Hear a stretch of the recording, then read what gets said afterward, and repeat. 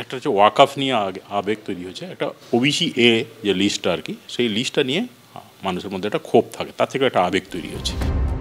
Bank থেকে শুরু করে ট্রাঙ্ক, বস্তা, ড্রামে ভর্তি কাঁড়ি কাঁড়ি টাকা অনুদান গুনে শেষ করা যাচ্ছে না। ভিত্তিপ্রস্তর স্থাপনে কেউ ট্রাক্টরে, কেউ মাথায় করে বয়ে এনেছেন ইট। মুর্শিদাবাদে সাসপেন্ডেড তৃণমূল বিধায়ক হুমায়ুন কবিরের প্রস্তাবিত বাবরি মসজিদ ঘিরে এই উন্মাদনার নেপথ্যে কি শুধুই ধর্মীয় আবেগ, নাকি সংখ্যালঘুদের ক্ষোভ অসন্তোষের চোরা স্রোতের মিশেল? আরেক হুমায়ুন কবির, যিনি ডেবরার তৃণমূল বিধায়ক, প্রাক্তন আইপিএস অফিসার, তাঁর মন্তব্য উস্কে দিয়েছে জল্পনা। মুসলমানরা মনে করে যে ওয়াকফ মানে it's once given not returnable, এটা আল্লাহকে দিতে হচ্ছে, টু সুপ্রিম পাওয়ার গড।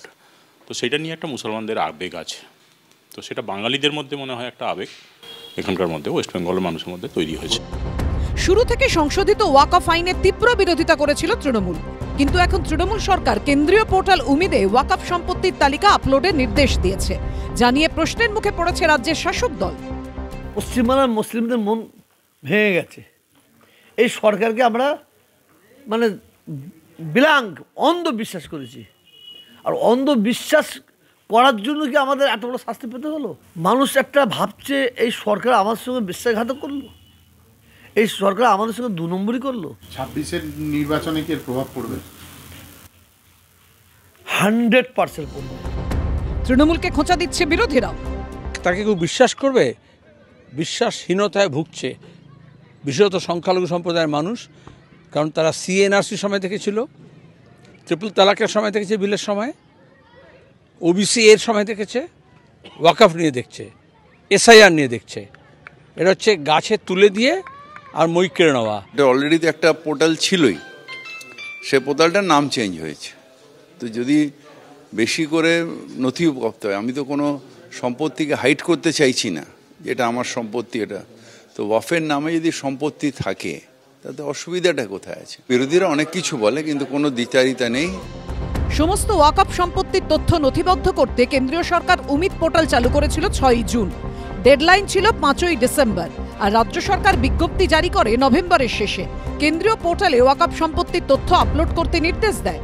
পরিসংখ্যান বলছে, গোটা দেশে 8 লক্ষ ওয়াকফ সম্পত্তির মধ্যে উমিদ পোর্টালে নথিভুক্ত হয়েছে 2,16,000। সবচেয়ে বেশি তথ্য আপলোড করেছে কর্ণাটক, 52,917টি। তালিকায় একেবারে নিচের দিকে রয়েছে পশ্চিমবঙ্গ।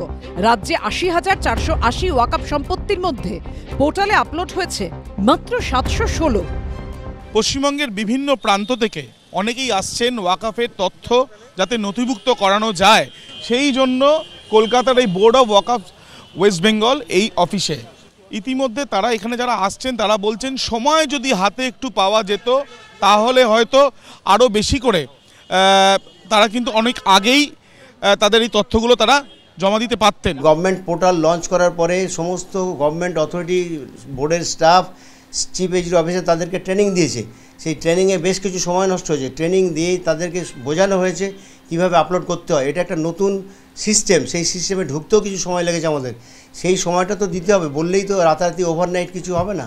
আমাদের সেই সময়টা লেগেছে, কিছু করার ছিল না। এটা ব্যর্থতা। ওয়াকফ বোর্ড এবং তার চেয়ারম্যান এবং অনেক মেম্বার আছে যারা ওয়াকফ বোর্ডের, তাদের উচিত ছিল যে এটাকে গুরুত্ব দিয়ে দেখা, আর একটু সময় পেলে ভালো হয়, এবং আমাদের ওয়াকফ বোর্ডের গাফিলতি আছে বলে আমি মনে করছি। বিধানসভা ভোটের আগে সংখ্যালঘুদের মধ্যে কি ওয়াকফ অসন্তোষ দানা বাঁধছে? তার খেসারত কি তৃণমূলকে দিতে হতে পারে? উত্তর মিলবে ভোটের ফলাফলে। অনির্বাণ বিশ্বাস, রাজীব চৌধুরী ও সোমনাথ মিত্র রিপোর্ট, এবিপি আনন্দ। এবিপি আনন্দ, এগিয়ে থাকে, এগিয়ে রাখে।